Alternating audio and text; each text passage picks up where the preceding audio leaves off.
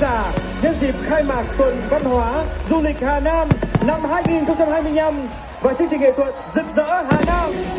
Thay mặt ban tổ chức, xin trân trọng cảm ơn các đồng chí lãnh đạo, quý vị đại biểu, quý vị khán giả và toàn thể nhân dân đã đến tham dự và cổ vũ chương trình. Xin cảm ơn các nghệ sĩ ekip thực hiện đã cùng công hiến để tạo nên những màn trình diễn thật tuyệt vời. Và một lần nữa xin kính chúc sức khỏe, hạnh phúc và thành công. Chúc cho Hà Nam của chúng ta ngày càng phát triển rực rỡ. Xin chào và hẹn gặp lại.